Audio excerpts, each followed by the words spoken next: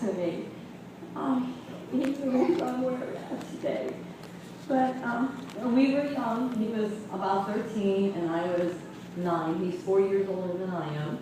And my aunt lived next door, and she invited him to go to Holiness Church, because we were Seventh-day Adventists, and we went to church on Saturday. But my mom said he could go, and the drawing attraction, of course, was a box of candy. And that meant a lot to us, because we were very poor. We didn't get candy a whole lot. And I use that today in my junior church. People say, well, why do you give treats? I said, hey, that's what brought our family in, was a box of candy, you know. But he went, and he got saved that day, and then my mom allowed him to continue to go as long as he went to our Seventh-day Adventist church on Saturday. So for about a year he did that, and he got sanctified that following May, I think it was, and God called him to the ministry. I didn't realize it was that early. I was talking with him, and he said, yeah, you know, and I didn't realize it. But he didn't talk to call, you know. But I remember as we were, it was over a year that we started going. My mom and all of us started going to church, and Christine, who's here around, her mom was a great influence in my mom's life and our whole family. Their family was. But my brother used us as guinea pigs, you know. That's what I called it. Because we were the ones that was his congregation. First it was the cows out in the backyard, you know. He'd go down there on the rock and stand and preach to the cows, and then my aunt had a garage, and she said that we could use that. So he fixed up, I think, an altar up there. We had cheers, and we invited neighbors and friends, and people got, the kids going up to the altar and got saved. But he had a regular church there with us. Now, I don't know if that's going to continue now that he's not pastoring, if he's going to want us to come. I don't know that. But anyway, but he was a great influence in my life as we went to the church there. When he got sanctified, I don't know if he remembers, but I used to try him. Because he said that God would take the anger out of your heart. And I used to try him to see if I could get him to get mad. Because I wanted to see if it really was true, you know. I was younger than him, and I didn't understand as well. And it did prove true. God had really sanctified his heart. But then he went away to college. And that was hard on the whole family, because he got homesick, and he would call home, collect all the time. And being a poor family, we did without, so that he could talk to the family.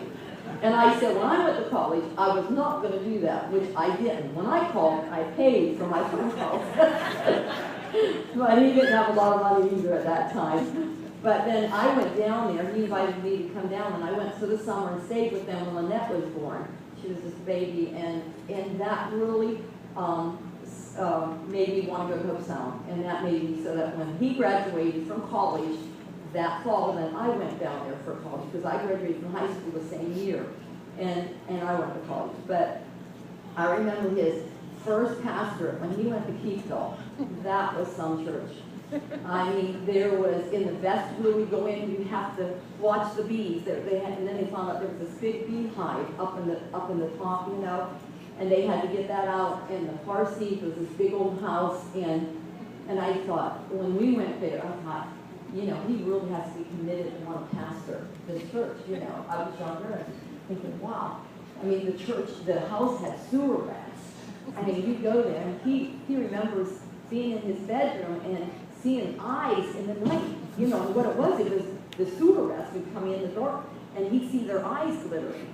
And one time, I remember him telling us this, and in fact, he came to our church and held revival.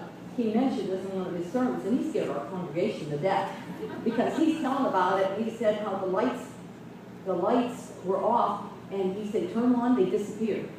But he did it really fast this one time, and he's seeing all these rats. Did they jump at you? They jumped out, and he screamed in church, and he scared us half to death. Nobody knew that was coming. But he did get rid of them. But we say, and all his different churches, you know, that he went to West Virginia, and a lot of you I know are West Virginians. And he loved West Virginia. I don't like West Virginia, but the reason is I get so sick, and those roads down there are, you know, like this. And then one time he took us up on a mountain, and I don't know what it was called, but it was nothing but this. I got so sick, and they said, well, drink this Coke, this will help you. Well, that did the opposite. And so ever since, I don't like West Virginia Road. I never wanted to go down there except I did see him. But he has had different churches, and he has been a great pastor. He has been a very great pastor. My kids love their Uncle Law. They hold me in very high esteem. And Brandon was just saying the other day, we were talking about pastors being long-winded or something, and he said, Uncle Bob preaches long. He's a long-winded preacher, but you know, he's got a lot to say. He said, I can sit under him. You know, and he does. You know, you don't have to sit, you don't sit there and think, looking at your clock, you know, because what he has something to say constantly, and it helps you and encourages you, and it's something that you need. He has been a very great pastor, and I want to honor him. My kids think a lot of him, Bob.